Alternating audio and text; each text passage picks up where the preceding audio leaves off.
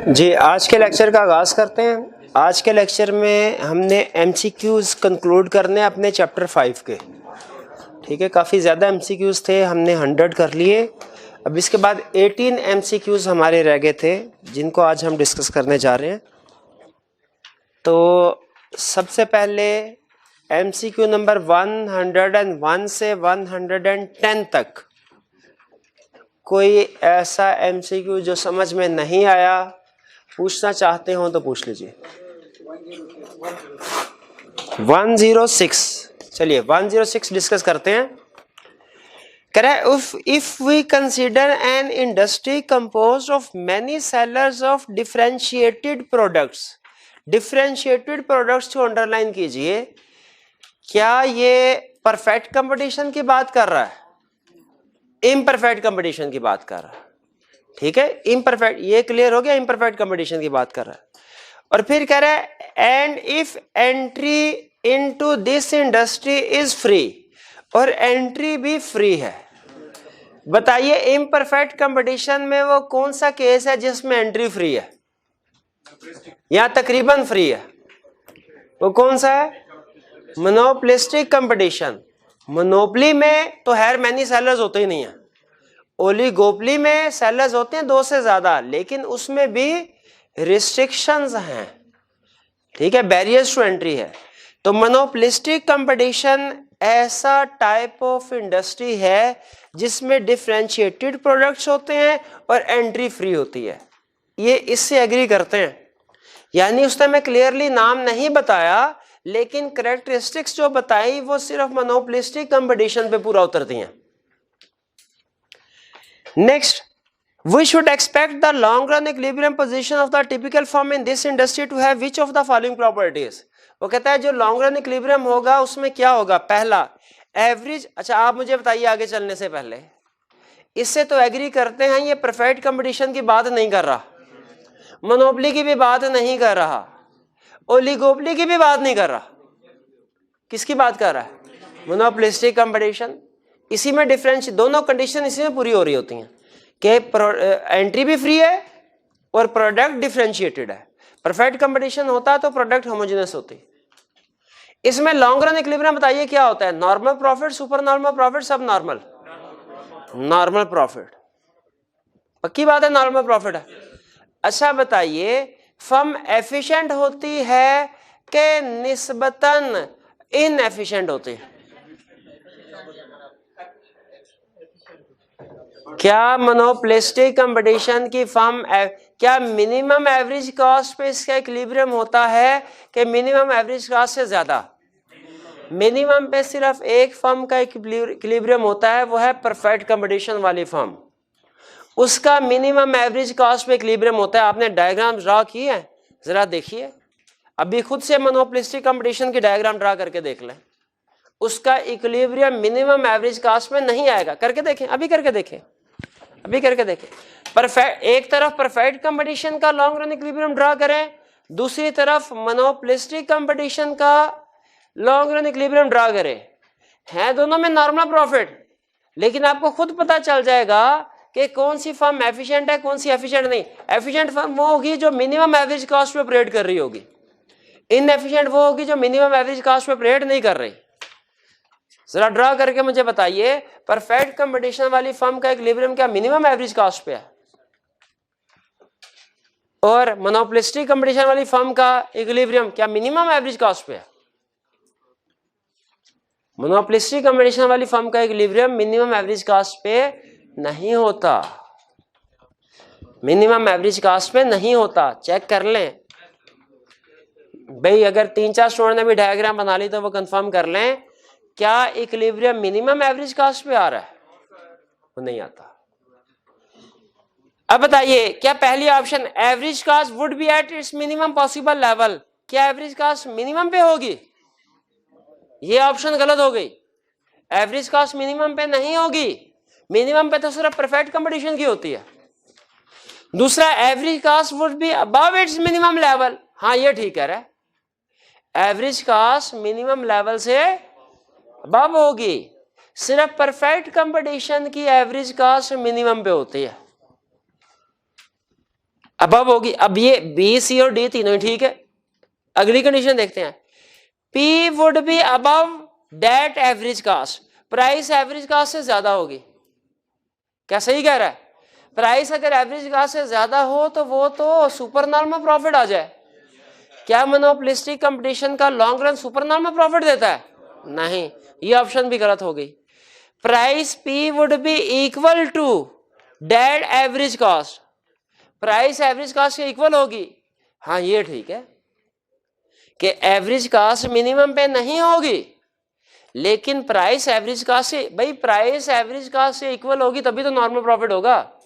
Monopolistic competition का long run में कौन सा प्रॉफिट होता है?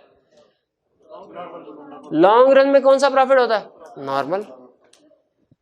ठीक है, और क्या मोनोपोलिस्टिक कंपटीशन का इक्विलिब्रियम मिनिमम एवरेज कॉस्ट पे होता है? नहीं, एवरेज कॉस्ट से हाई पे होता है।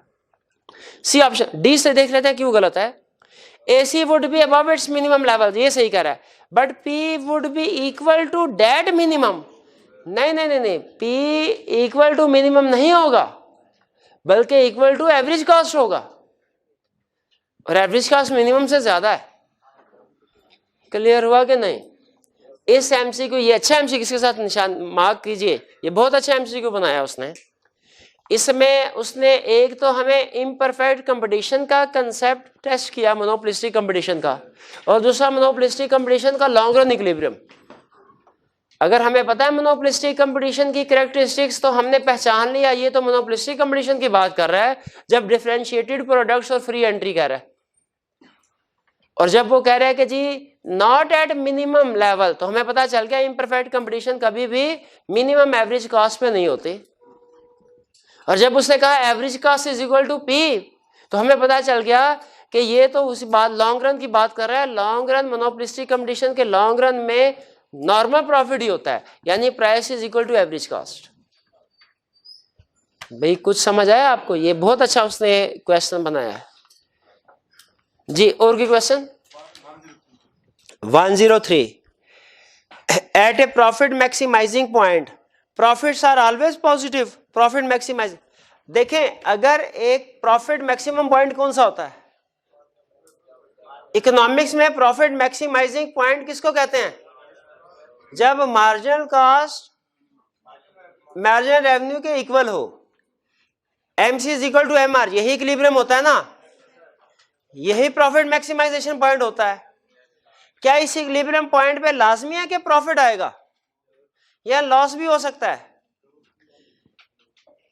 इकोनॉमिकली सुन लीजिए, प्रॉफिट मैक्सिमाइजेशन पॉइंट पे लॉस भी हो सकता है। आप कहेंगे सर ये क्या अजीब बात कर रहे हैं, प्रॉफिट मैक्सिमाइजेशन का मतलब तो यह है प्रॉफिट ज्यादा से ज्यादा हो, इस पे लॉस कैसे हो सकता है? प्रॉफिट मैक्सिमाइजेशन का मतलब है वो मोस्ट बेनिफिशियल पॉइंट फर्म के लिए जिसमें वो ऑपरेट कर सकती है। आपको पता है लॉस को भी इकोनॉमिक्स में प्रॉफिट कहते हैं, सब नॉर्मल प्रॉफिट, शाबाश, सब नॉर्मल प्रॉफिट। तो इसका मतलब है प्रॉफिट मैक्सिमाइजेशन पॉइंट वो भी हो सकता है जिसपे सुपर नॉर्मल प्रॉफिट सबसे ज्यादा हो, और वो भी हो सकता है जिसपे सब नॉर्मल प्रॉफिट कम से कम हो। सब नॉर्मल प्रॉफिट कम से कम होना, इसमें भी तो प्रॉफिट है। अगर एक कंपनी, मुझे बताइए इकोनॉमिक्स की लैंग्वेज में मैं कह रहा हूं, एक कंपनी की कॉस्ट ज्यादा है, रेवेन्यू कम है, क्या मैं ये कह सकता हूं ये प्रॉफिट में है? कह सकता हूं, सब नॉर्मल प्रॉफिट में है। तो जब हम कहते हैं ना प्रॉफिट मैक्सिमाइजेशन, तो इसमें दोनों कंसेप्ट होते हैं कि सुपर नॉर्मल प्रॉफिट भी हो सकता है और सब नॉर्मल प्रॉफिट भी हो सकता है। प्रॉफिट की टर्म दोनों को कवर कर रही होती है। ये बात समझ आई कि नहीं? अच्छा, कह रहा है प्रॉफिट आर ऑलवेज पॉजिटिव, नहीं नहीं, नेगेटिव भी हो सकता है। मार्जिनल रेवेन्यू जीरो, नहीं। टोटल रेवेन्यू मैक्सिमाइज, नहीं। तो प्रॉफिट मैक्सिमाइजेशन पॉइंट कौन सा होता है वाला? जहां पे मार्जिनल कॉस्ट मार्जिनल रेवेन्यू के इक्वल हो, और वो इनमें से कोई भी स्टेटमेंट नहीं है। तो इसका मतलब करेक्ट ऑप्शन हमारी क्या हुई? None of the above. नहीं समझ आया ना? जी, इकोनॉमिक्स में लॉस को भी प्रॉफिट कहते हैं, लेकिन कौन सा प्रॉफिट? सब नॉर्मल प्रॉफिट। इसीलिए इक्विलिब्रियम प्रॉफिट मैक्सिमाइजेशन पॉइंट यानी इक्विलिब्रियम पॉइंट पे सुपर नॉर्मल प्रॉफिट भी हो सकता है, सब नॉर्मल प्रॉफिट भी हो सकता है। दोनों को हम एक ही टर्म में बोले तो हम कहेंगे profit maximisation point. Equilibrium point या प्रॉफिट मैक्सिमाइजेशन पॉइंट एक ही टर्म है जी। और कोई क्वेश्चन?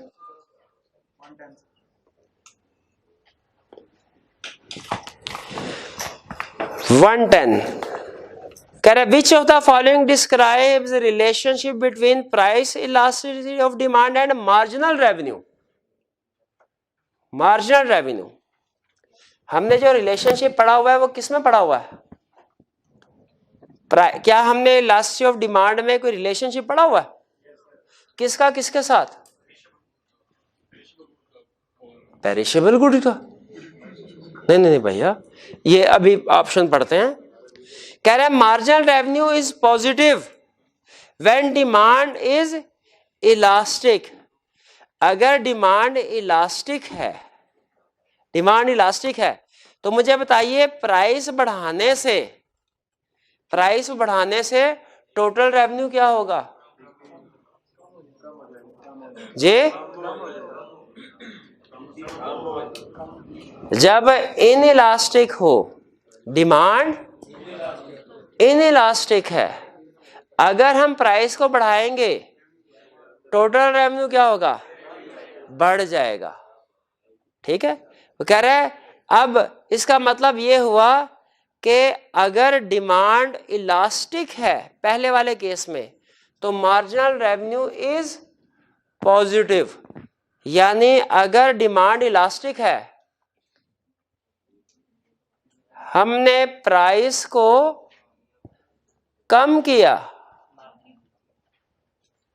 तो टोटल रेवेन्यू ज्यादा हो जाएगा। जब टोटल रेवेन्यू ज्यादा होगा, डिमांड इज इलास्टिक, नहीं इसको पेंडिंग कर दे, मैं इसको जरा देख लूं, इसमें लगता है शायद कोई इंफॉर्मेशन मिसिंग है। ठीक है, इसको पेंडिंग कर लें, इसको कल डिस्कस करते हैं। 110 क्वेश्चन 110 एमसीक्यू पेंडिंग कर लें जी। और की क्वेश्चन?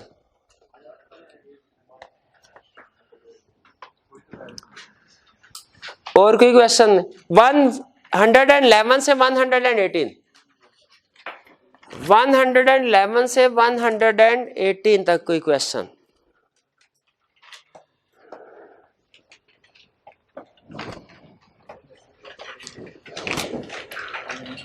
कोई क्वेश्चन नहीं? कि करके नहीं आए? कितने स्टूडेंट ने ये सारे क्वेश्चंस किए हैं 111 से 118 तक? चलिए ठीक है, और बाकी इजी है, कोई प्रॉब्लम तो नहीं है? चलिए, a natural monopoly, natural monopoly क्या होती है? A market in which industries output can be efficiently produced only by a single firm। ठीक है, अच्छा, और बी में भी कह रहे हैं market in which industries output is produced by a single firm. फर्क है एफिशिएंटली। असल में नेचुरल मोनोपोली उस मोनोपोली को कहते हैं जिसमें लोग आ तो सकते हैं, ठीक है, बैरियर्स ऑफ एंट्री होता है सिर्फ कॉस्ट की वजह से। आपको पता है बैरियर्स ऑफ एंट्री बहुत से हैं, लीगल भी है, स्ट्रेटेजिक भी है, स्ट्रक्चरल भी है। अगर कोई मोनोपोली इस वजह से मोनोपोली है क्योंकि उसका स्ट्रक्चर ऐसा है कि स्टार्ट करने के लिए हाई फिक्स कास्ट की जरूरत होगी, स्टार्ट करने के लिए हाई फिक्स कास्ट की जरूरत होगी, तो फिर उसे नेचुरल मोनोपोली कहा जाता है। जैसे पाकिस्तान में वासा है या वापडा है, इनकी नेचुरल मोनोपोली है, क्योंकि न्यू फर्म अगर आएगी उसके लिए इतनी ज्यादा हैवी फिक्स कास्ट में बिजनेस स्टार्ट करने के लिए करना पड़ेगी कि उसके लिए पॉसिबल ही नहीं होगा, एफिशिएंट नहीं होगा, एवरेज कॉस्ट ज्यादा होगी, और जब एवरेज कॉस्ट ज्यादा होगी आपको पता है हम उसे इनएफिशिएंट कहते हैं। ठीक है, तो ऐसी मार्केट जिसमें सिर्फ एग्जिस्टिंग फर्म एफिशिएंटली प्रोड्यूस कर सकती है, एफिशिएंटली से मुराद मिनिमम कॉस्ट पे, वो नेचुरल मोनोपोली कहलाती है। नेचुरल मोनोपोली किस वजह से क्रिएट होती है? क्योंकि उस इंडस्ट्री की फिक्स कॉस्ट की वजह से न्यू फर्म नहीं एंटर हो सकती। एंटर हो भी जाए तो उसकी एवरेज कॉस्ट बहुत ज्यादा होगी, हाई फिक्स कॉस्ट की वजह से। इसे कहते हैं नेचुरल मोनोपोली। तो इसमें करेक्ट ऑप्शन क्या हुई हमारी, ए या बी? ए।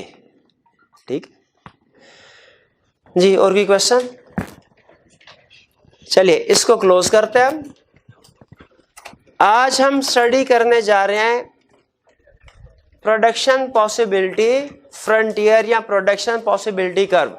इससे पहले प्रीवियस लेक्चर में से कोई क्वेश्चन पूछना चाहते हो तो पूछ लीजिए।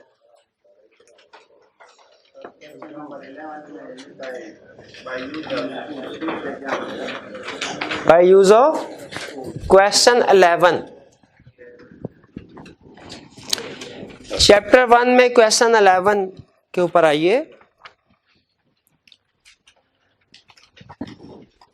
कह रहा what do you understand by term factor of production, उसकी definition. What types of factor of production are used by a school. School की एग्जांपल से कह रहा है कि बताइए उसमें लैंड क्या है, लेबर क्या है, कैपिटल कौन है, एंटरप्रेन्योर कौन। तो स्कूल की एग्जांपल को अगर सामने रखे, उसमें लैंड क्या चीज है, वो जगह जहां पे स्कूल की बिल्डिंग मौजूद है, और लेबर क्या है, टीचर, और कैपिटल क्या है, वो बिल्डिंग, बिल्कुल बिल्डिंग। और इवन ये जो व्हाइट बोर्ड है ये भी कैपिटल कहलाता है। ठीक है, ये जो एसी है ये भी कैपिटल है जी। और एंटरप्रेन्योर, हाँ जी बिल्कुल, ये जो बेंच इन पे आप बैठे हैं ये भी कैपिटल है। एंटरप्रेन्योर कौन है, प्रिंसिपल साहब, बिल्कुल जी। ये क्लियर हो गया। कह रहा है स्कूल की एग्जांपल को सामने रखे मुझे बताइए कि उसमें फैक्टर प्रोडक्शन क्या होंगे। और कोई क्वेश्चन?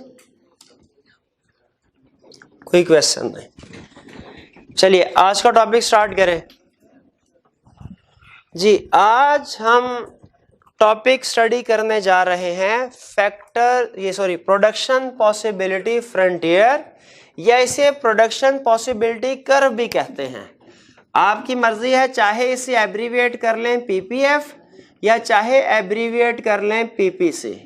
प्रोडक्शन पॉसिबिलिटी फ्रंटियर या प्रोडक्शन पॉसिबिलिटी कर्व। कहता है ये क्या होता है? वैसे नाम से कुछ थोड़ा हमें अंदाजा हो जाता है। प्रोडक्शन पॉसिबिलिटी यानी ये प्रोडक्शन से रिलेट कर रहा है कि मैक्सिमम कितनी प्रोडक्शन पॉसिबल है जो एक इकोनॉमी कर सकती है। इस कंसेप्ट को पढ़ते हुए आपको प्रीवियस एक कंसेप्ट याद आएगा, आपने बताना है वो कंसेप्ट कौन सा है। लेकिन पहले इसकी डेफिनेशन को कवर करते हैं। कहता है प्रोडक्शन पॉसिबिलिटी फ्रंटियर या प्रोडक्शन पॉसिबिलिटी कर्व क्या है? It represents different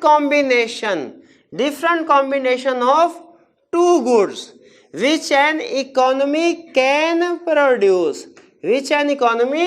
can produce using all of its resources efficiently।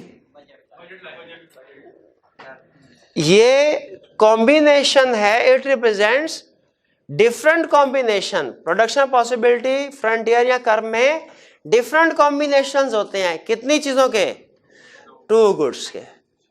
Which an economy can produce, जो कि एक इकोनॉमी प्रोड्यूस कर सकती है। कैसे? Using all of its resources efficiently, अगर वो अपने सारे के सारे रिसोर्सेज को यूज करे एफिशिएंटली। मुझे बताइए रिसोर्सेज को हम क्या कहते हैं? इनपुट भी, फैक्टर्स ऑफ प्रोडक्शन भी। एक इकोनॉमी जैसे पाकिस्तान की इकोनॉमी, इसमें जितने भी फैक्टर ऑफ प्रोडक्शन है, पाकिस्तान अपने सारे के सारे फैक्टर ऑफ प्रोडक्शन को एफिशिएंटली यूज करे तो पाकिस्तान की जो प्रोडक्शन होगी डिफरेंट पॉसिबिलिटीज, उस कर्व को कहेंगे प्रोडक्शन पॉसिबिलिटी फ्रंटियर या प्रोडक्शन पॉसिबिलिटी कर्व। ये आप लोगों ने गलत जज किया, ये बजट लाइन नहीं है, ये इंडिफरेंस कर्व से मिलते जुलते हैं। ठीक है, it represent different combination of two goods which, वहां पे क्या था?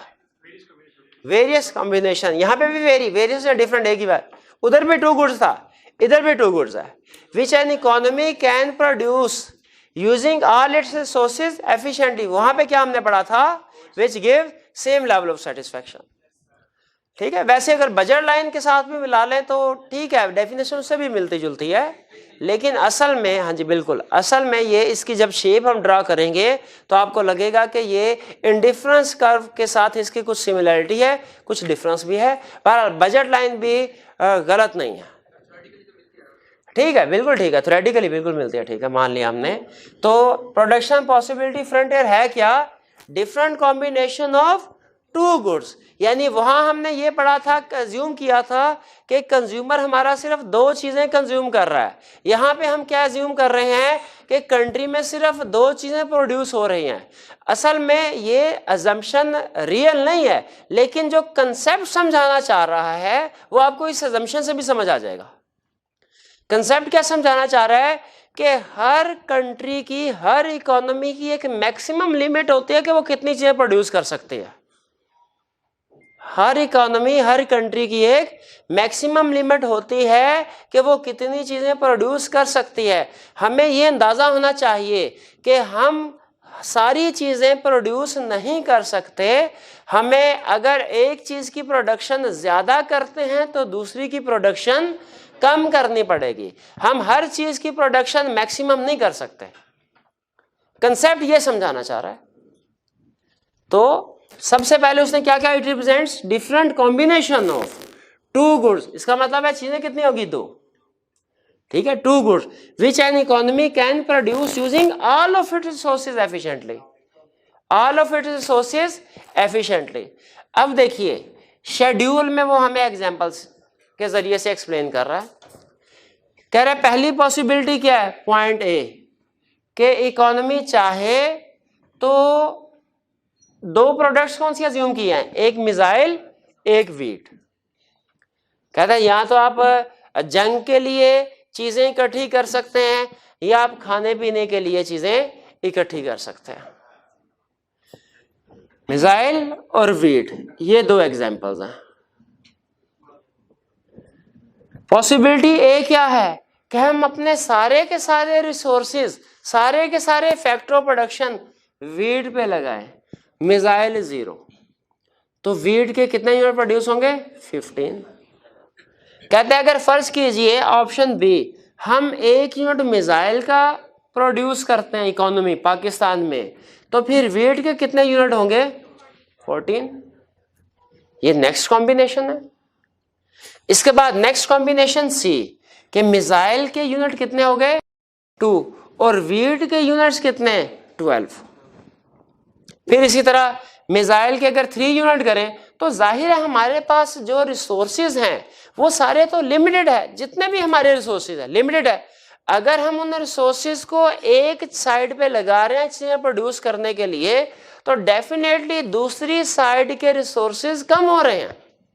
अगर हमारे पास total labour fix for example 100 है, तो हम अगर लेबर को मिसाइल में लगा रहे हैं तो इसका मतलब ऑटोमेटिकली यह है कि वीट में लेबर कम हो रही है। इसलिए आप देखें कि जहां जैसे जैसे मिसाइल की प्रोडक्शन ज्यादा हो रही है, दूसरी तरफ वीट की प्रोडक्शन कम हो रही है। ठीक है, तो ये उसने हमें डिफरेंट कॉम्बिनेशंस दे दिए। यहां तक बात समझ आ गई? अच्छा, अब इसमें एक बात तो हमें समझ आ रही है, क्या? कि एक चीज की क्वांटिटी बढ़ने से दूसरी चीज की क्वांटिटी कम हो रही है। ये क्यों हो रही है? इसलिए कि हमें रिसोर्सेज शिफ्ट करने पड़ते हैं। अगर एक चीज की प्रोडक्शन बढ़ाना चाहते हैं तो आपको रिसोर्सेज इस वीट से शिफ्ट करने पड़ेंगे मिसाइल की तरफ। इसलिए जैसे जैसे मिसाइल जो है उसकी क्वांटिटी बढ़ रही है, वैसे वैसे वीट की क्वांटिटी कम हो रही है। लेकिन इसमें यह बात आसानी से समझ आ जाती है। इसमें लेकिन एक और हिडन कंसेप्ट भी है। वो क्या है? वो ये है कि चले गुड ए के इंक्रीज होने से गुड बी कम हो रही है, ठीक है, लेकिन इनकी अगर आप रेशो देखें, रेशो सेम नहीं है। रेशो सेम नहीं है, यानी असूली तौर पे तो होना ये चाहिए था कि अगर मिसाइल का 1-1 यूनिट बढ़ रहा हो, वीट का 1-1 यूनिट कम हो जाए, लेकिन इनकी जो रेशो है वो सेम नहीं है। आपको याद है इंडिफरेंस कर्व में भी इसी तरह था। हमने ये पढ़ा था उसका स्लोप डाउनवर्ड है। क्यों? क्योंकि एक चीज को इंक्रीज करने के लिए दूसरी को डिक्रीज करना पड़ता है। लेकिन फिर हमने पढ़ा था ये कन्वेक्स टू द ओरिजिन है। वो indifference curve convex to the origin था या concave to the origin? Convex. और आपको पता है उसकी हमने रीजन क्या पढ़ी थी? क्योंकि marginal rate of substitution diminish decrease कर रहा है। यहां पे मुझे सोच के बताइए कि अगर वो term marginal rate of substitution he use करें, वो डिक्रीज हो रहा है कि इंक्रीज हो रही है? यहां पे देखिए, यहां पे वो क्या था रेशो? आपको रेशो याद है कि कुछ पाने के लिए कुछ खोना पड़ता है, याद है? तो हमने कहा था जो खोया वो पहले और जो पाया वो बाद में। तो यहाँ पे जो हमने कितना खोया वीट को, इस यहाँ पे तो कुछ नहीं, कितना 1:1। यहाँ पे कितना 2:1। मिसाइल एक से गेन कर रहे हैं, लूज कितना कर रहे हैं 2। यहाँ पे लूज कितना किया, गेन कितना किया 1। यहाँ पे 4:1 और यहाँ पे 5:1। चाहे थोड़ी देर के लिए रुक के इंडिफरेंस कर्व के टेबल के साथ कंपेयर कर ले। यहां पे ये जो रेशो है ये इंक्रीज हो रही है, वहां पे रेशो डिक्रीज हो रहे थे। इसका मतलब क्या हुआ कि अगर रेशो डिक्रीज हो रही हो तो कन्वेक्स है, अगर ये वाली रेशो इंक्रीज हो रही हो तो शेप क्या आएगी, कनकेव। तो हमने इंडिफरेंस कर्व में इसको नाम दिया था marginal rate of substitution. Production possibility frontier में इसका नाम है MRPT, marginal rate of product transformation. Concept वही है जो मार्जिनल रेट ऑफ सब्स्टिट्यूशन का है, कंसेप्ट वही है, नाम बदला सिर्फ, marginal rate of product transformation. Marginal rate of substitution में क्या पढ़ा था हमने कि एक चीज की अगर मार्जिनल रेट ऑफ सब्स्टिट्यूशन क्या है, ठीक है, कि एक चीज के एक्स्ट्रा यूनिट को हासिल करने के लिए दूसरों को कितना प्रोड्यूस किया, दूसरों को कितना कंज्यूम करना पड़ा। एग्जैक्टली वही कंसेप्ट यहाँ पे है, लेकिन यहाँ पे कंज्यूमर के पॉइंट ऑफ व्यू से नहीं है, प्रोड्यूसर के पॉइंट कि एक एक्स्ट्रा यूनिट प्रोड्यूस करने के लिए दूसरी गुड के कितने यूनिट्स को सैक्रिफाइस किया। समझ आया? मार्जिनल रेट ऑफ सब्स्टिट्यूशन और marginal rate of product transformation में कंसेप्चुअली फर्क कोई नहीं है, ठीक है। फर्क सिर्फ इतना है कि वो कंज्यूमर के पॉइंट ऑफ व्यू से है, प्रोड्यूसर के पॉइंट ऑफ व्यू से। हाँ, वहां पे इंडिफरेंस कर्व में marginal rate of substitution decrease कर रहा था, यहाँ पे marginal rate of product transformation increase कर रहा है। अच्छा मुझे बताइए, मार्जिनल रेट ऑफ सब्स्टिट्यूशन जब हमने पढ़ा इंडिफरेंस कर्व में, पहला कंसेप्ट इंडिफरेंस कर्व की कैरेक्टरिस्टिक्स याद है आपको? Downward slope. क्यों डाउनवर्ड स्लोप? कि एक चीज की कंजम्पशन इंक्रीज करने के लिए दूसरे की डिक्रीज करना पड़ती है, इसीलिए डाउनवर्ड स्लोप। फिर दूसरा क्या कैरेक्टरिस्टिक पड़ी थी? Convex to the origin. इसका ये क्यों है convex to the origin? Marginal rate of substitution decrease करता है। Marginal rate of substitution decrease क्यों करता है? लॉ ऑफ डिमिनिशिंग मार्जिनलिटी के सिमिलर कंसेप्ट यहां पे बताइए कि जो प्रोडक्शन पॉसिबिलिटी कर्व है इसके दो फीचर्स हैं, कैरेक्टरिस्टिक्स हैं। क्या? पहला डाउनवर्ड स्लोप। ये डाउनवर्ड स्लोप क्यों है भाई? इसलिए कि अगर एक ही क्वांटिटी प्रोडक्शन इंक्रीज करे तो चूंकि हमारे रिसोर्सेज तो फिक्स्ड है, तो बी की प्रोडक्शन को क्या करना पड़ता है? डिक्रीज। अब देखिए, अभी हमने ड्रॉ नहीं किया प्रोडक्शन पॉसिबिलिटी कर्व को, लेकिन क्या आप ड्रॉ किए बगैर अंदाजा लगा सकते हैं कि इसका स्लोप क्या होगा, डाउनवर्ड या अपवर्ड? डाउनवर्ड, क्योंकि जैसे जैसे एक की प्रोडक्शन को इंक्रीज करें दूसरे की प्रोडक्शन डिक्रीज हो रही है आपके सामने। तो एग्री करते हैं कि जब ड्रॉ करेंगे इसका स्लोप डाउनवर्ड होगा, क्योंकि अगर गुड ए की प्रोडक्शन इंक्रीज करें बी की प्रोडक्शन डिक्रीज करना पड़ती है। दूसरा कनकेव टू द ओरिजिन, इसकी शेप जो होगी कनकेव टू द ओरिजिन होगी। कनकेव टू द ओरिजिन क्यों? कनकेव टू, कन्वेक्स क्यों नहीं होगी भाई? कन्वेक्स तब होती जब ये डिक्रीज कर रहा होता, स्ट्रेट लाइन तब होती जब ये सेम होता। कनकेव इसलिए है क्योंकि इंक्रीज कर रहा है।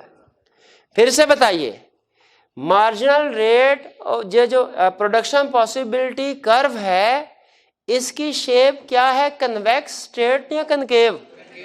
क्यों कनकेव क्यों है? क्योंकि marginal rate of product transformation increase हो रही है। अगर डिक्रीज हो रही होती तो शेप क्या आती? अगर सेम होती तो शेप क्या आती? Straight line. ये इंक्रीज कर रही है तो शेप क्या आएगी? Concave to the reason.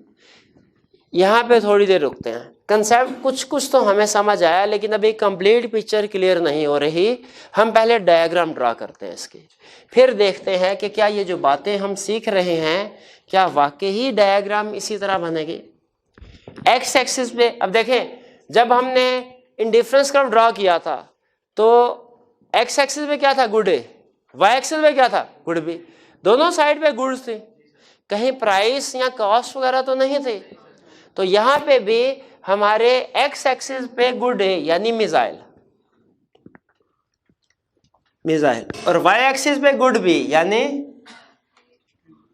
Wheat. अब हमने कर्व ड्रॉ करना है। एक्स एक्सिस पे पॉइंट है 0 1 2 3 4 5। अब उसी तरह हम जो है वो डिफरेंस को मेजर करके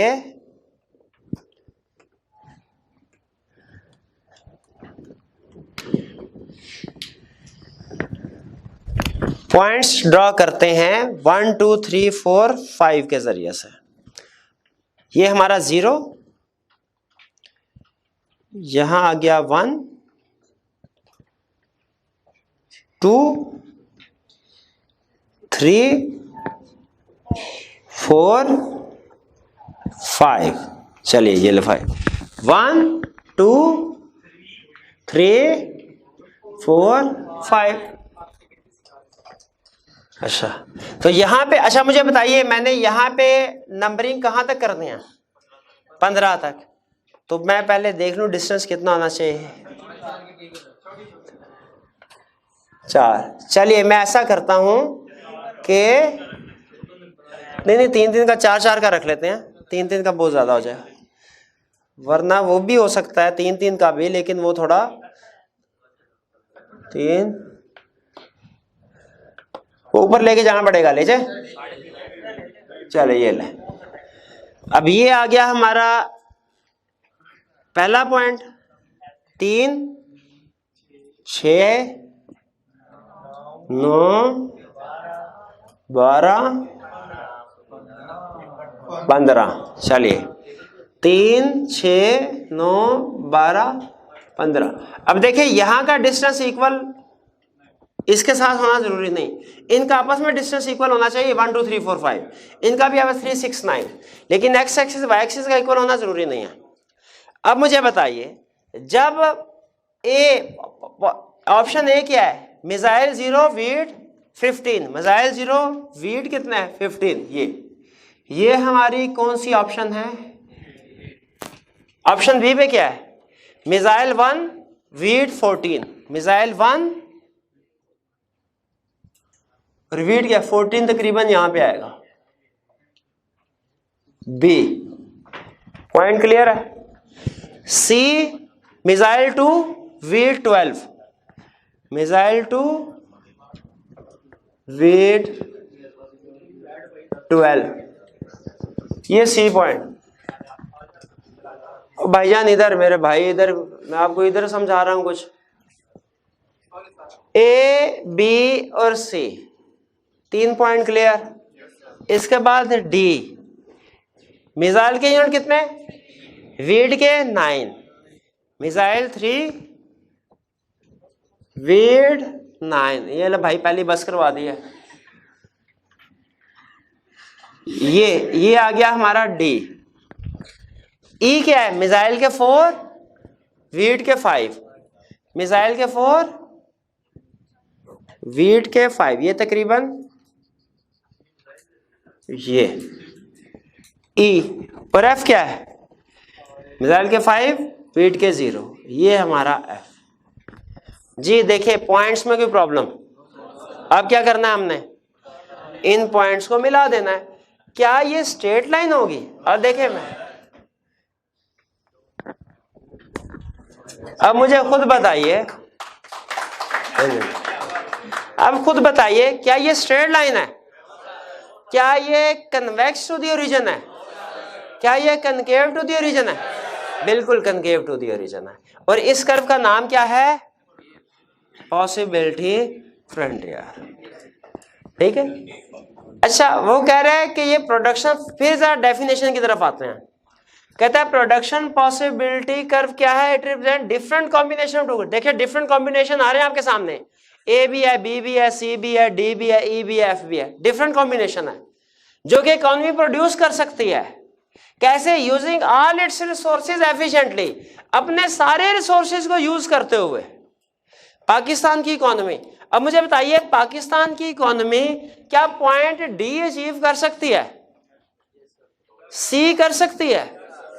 ई कर सकती है? शर्त क्या है? सारे के सारे रिसोर्सेज, फैक्टर ऑफ प्रोडक्शन को एफिशिएंटली यूज करना है, एफिशिएंटली यूज करना है। अगर इनएफिशिएंटली यूज किया तो क्या डी ऑप्शन सेलेक्ट की जा सकती है? नहीं, वो फिर इनसाइड आ जाएगा अगर इनएफिशिएंटली यूज किया तो ये हम। अच्छा, फिर वो कहता है अच्छा ये बताइए आखिरी, ये अहम चीज आज के लेक्चर में, टेक्निकल, आखिरी टेक्निकल चीज के हमने इंडिफरेंस कर्व में तो पढ़ा था कन्वेक्स टू द ओरिजिन है। क्यों? Marginal rate of substitution decrease करता है। क्यों? लॉ ऑफ डिमिनिशिंग मार्जिनलिटी की वजह से। यहां पे आ जाए production possibility frontier concave to the region, क्या है? क्यों? क्योंकि marginal rate of product transformation increase कर रहा है। क्योंकि marginal rate of product transformation, भाई ये इंक्रीज क्यों कर रहा है? वो कहता है रीजन सुनिए, इसलिए कि इकोनॉमी के अंदर कुछ factor of production good A बनाने में एक्सपर्ट होते हैं, कुछ factor of production good B बनाने में एक्सपर्ट होते हैं। वो कहता है देखिए बी से सी पे आए, बी से सी पे आए तो इकोनॉमी ज्यादा बेनिफिशियल पोजीशन पे है, बी की निस्बत सी में, सी की निस्बत डी में ज्यादा बेनिफिशियल पोजीशन पे है। यहां पे आप देखें, अब आप खुद बताइए कि ए पोजीशन बेहतर है या बी? बी, क्योंकि बी में मिसाइल का भी 1 यूनिट है और बीट का सिर्फ 1 यूनिट सेक्रीफाइस किया। इसी तरह बी, सी ऑप्शन में मिसाइल के 2 यूनिट, वीट के 12। कहता है इकोनॉमी में सारे के सारे लोगों को वीट प्रोड्यूस करने पे लगाएं, ये भी बेनिफिशियल नहीं। इकोनॉमी में सारे के सारे लोगों को मिसाइल प्रोड्यूस करने पे लगाएं, ये भी बेनिफिशियल नहीं, बल्कि इन बिटवीन डिसीजन करना चाहिए। जैसे मुझे बताइए, क्या पाकिस्तान में सारे लोग अगर इंजीनियर बना दिए जाएं, क्या ये बेहतर सिचुएशन है? सारे लोग जो है डॉक्टर बना दिए, ये बेहतर सिचुएशन है? नहीं, क्योंकि कुछ लोगों में इंजीनियरिंग स्किल बेहतर है, कुछ में मेडिकल की स्किल्स बेहतर हैं। तो जिनमें जो स्किल बेहतर है उसे उसी साइड पे लगाया जाए, ये ज्यादा इकोनॉमी के लिए बेटर ऑप्शन है। यही वो बता रहा है। इसलिए कि कुछ ना कुछ resources, some resources are more efficient in producing missile and some resources are more efficient in producing wheat. Therefore economy को डिसीजन क्या करना चाहिए कि कॉम्बिनेशन सेलेक्ट करना चाहिए। कुछ बात समझ आई? नहीं। प्रोडक्शन पॉसिबिलिटी फ्रंटियर कर्व क्या है? It is when different combination of 2 goods. देखिए 2 गुड्स हैं, इनके डिफरेंट कॉम्बिनेशन है, which an economy can produce using all its resources efficiently. Characteristics क्या है? Downward slope. क्यों डाउनवर्ड स्लोप है? देखिए स्लोप डाउनवर्ड ही है ना, अपवर्ड तो नहीं है। क्यों डाउनवर्ड है? क्योंकि एक चीज की क्वांटिटी को प्रोडक्शन को इंक्रीज करें, दूसरे की प्रोडक्शन डिक्रीज करना पड़ती है। रिसोर्सेज जाहिर है हमारे पास लिमिटेड है। और फिर इसके बाद कन्वेक्स टू द ओरिजिन या कनकेव? कनकेव। कनकेव क्यों है? क्योंकि कुछ marginal rate of product transformation increase कर रहा है। Marginal rate of product transformation increase क्यों कर रहा है? Because some resources are more efficient in producing good A and some are more efficient in producing good B. कुछ समझ आए? अच्छा, कह रहे इसके अंदर कुछ कंसेप्ट भी छुपे हुए हैं, अगर कहें तो कंसेप्ट्स देख लें हम वो भी। पहला कह रहा है opportunity cost, production possibility. Opportunity cost नजर आ रहा है इसमें? किधर है? कहता है अगर आप पॉइंट बी से सी पे जाएं तो मिसाइल की एक प्रोडक्शन बढ़ी, इसकी अपॉर्चुनिटी कास्ट क्या है? 2 लॉस्ट यूनिट ऑफ व्हीट। और अगर सी से डी पे जाएं तो एक मिसाइल का यूनिट इंक्रीज हुआ, इसकी अपॉर्चुनिटी कास्ट क्या है? 2 लॉस्ट यूनिट्स ऑफ व्हीट। हाँ जी 3 लॉस्ट यूनिट्स ऑफ व्हीट। ठीक है 12 से 9 पे है 3 लॉस्ट यूनिट्स ऑफ व्हीट। और अगर हम डी से ई पे आए, मिसाइल का एक यूनिट इंक्रीज हुआ, इसकी अपॉर्चुनिटी कास्ट क्या है? 4 लॉस्ट यूनिट ऑफ व्हीट। जी कुछ समझ आया अपॉर्चुनिटी का? अब नजर आया अपॉर्चुनिटी कास्ट? चलिए और एग्जांपल कह रहे हैं एफिशिएंसी।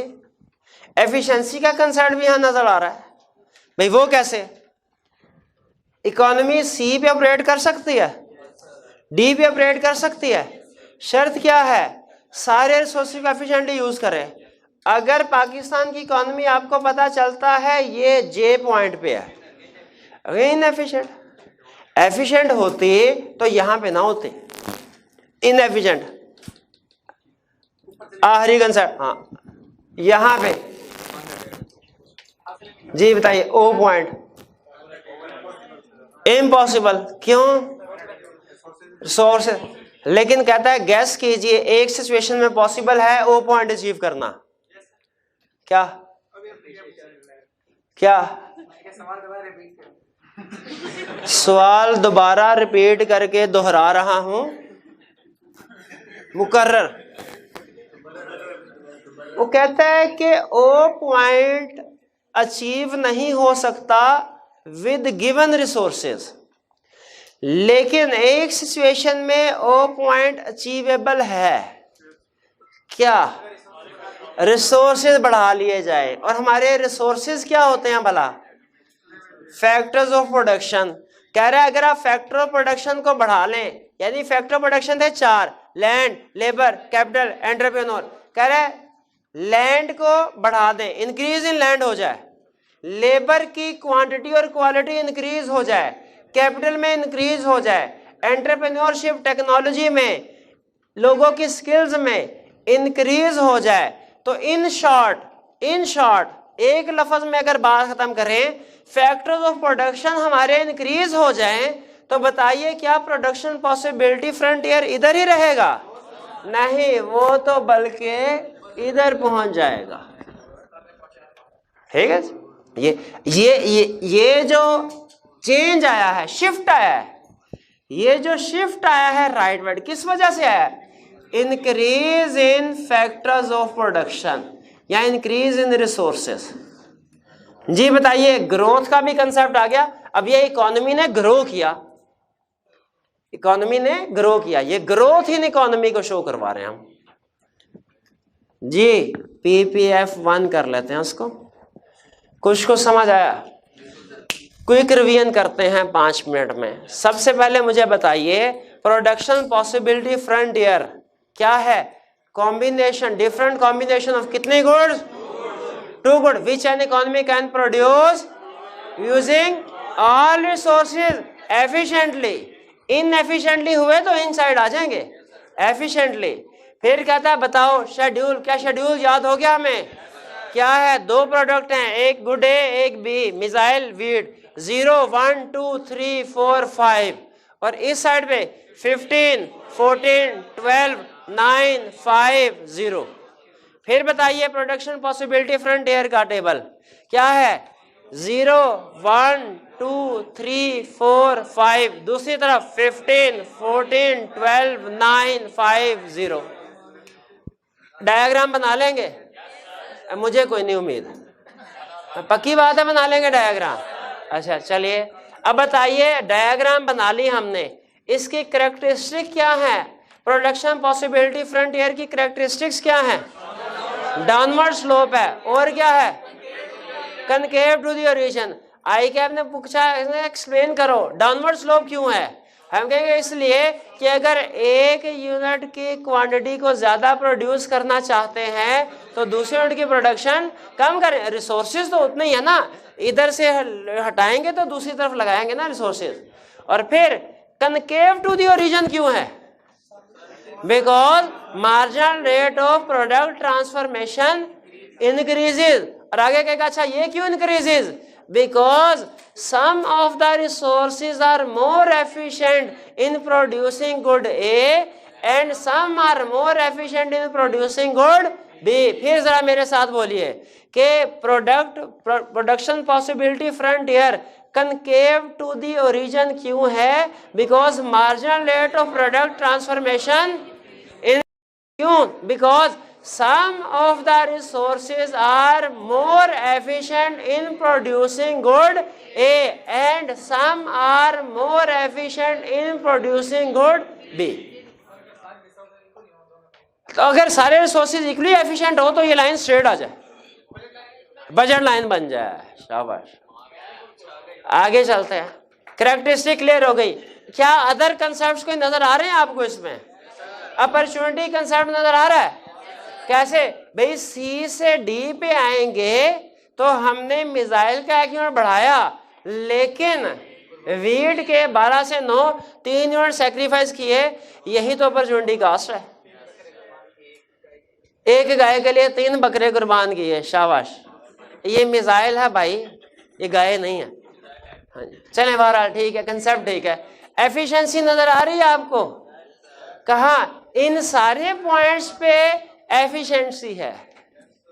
प्रोडक्शन पॉसिबिलिटी फ्रंटियर के ऊपर जो पॉइंट्स है अगर इनसाइड होंगे वो इनएफिशिएंसी है, आउटसाइड होंगे इम्पॉसिबल है, नहीं हो सकता। लेकिन कब हो सकता है? जब इकोनॉमी ग्रो करे। ग्रोथ। और इकोनॉमी में ग्रोथ कैसे आएगी? Factor of production. अब अगर आई के आपने 2-3 नंबर के साथ पूछ लिया, बताओ प्रोडक्शन पॉसिबिलिटी फ्रंटियर कैसे शिफ्ट करेगा, तो हमने सिर्फ ये नहीं कहना फैक्टर ऑफ प्रोडक्शन इंक्रीज करने से, उसको 4 नंबर के साथ एग्जांपल्स बतानी है। For example increase in land. Land के एग्जांपल बताओ, जैसे नेचुरल रिसोर्सेज जो हैं वो आइडेंटिफाई हो जाए, ऑयल गैस वगैरह। प्लस फिर इंक्रीज इन लेबर, जैसे quantity and quality of labour जो है वो बढ़ जाए, आबादी बढ़ जाए, या एग्जिस्टिंग आबादी को ज्यादा स्किल्स प्रोवाइड कर दी जाए। लैंड लेबर कैपिटल मशीनरी ज्यादा आ जाए पाकिस्तान में, प्रोडक्शन बढ़ जाएगी। एंटरप्रेन्योर यानी स्किल्स ज्यादा आ जाए, बिल्कुल बिजनेस करने की स्किल्स ज्यादा आ जाए। तो ये हमारे कंसेप्ट्स हैं जो प्रोडक्शन पॉसिबिलिटी फ्रंटियर का कर्व शो कर रहा है। कुछ समझ आई आपको? नहीं, कोई समझ नहीं आई। पहले जब तक ये ना हमने डिसाइड किया कि 5 रुपए के क्वेश्चन पढ़ सकते हैं कि नहीं, अटेम्प्ट कर सकते हैं कि नहीं, ये तो कल के लिए है। नहीं, आप पूछते ही नहीं होते क्वेश्चन। अच्छा चले फिर ठीक है। होम सेटलमेंट के तौर पे आपने खास तौर पे ये अहम कंसेप्ट है चैप्टर 1 में प्रोडक्शन पॉसिबिलिटी फ्रंटियर, इसका सारे क्वेश्चन पढ़ने हैं। खास तौर पे क्वेश्चन 18 ये आपको होम असाइनमेंट के तौर पे दे रहा हूं, आपने इसको ड्रॉ करके लाना है। क्वेश्चन 18 को ड्रॉ करके लाना। देखिए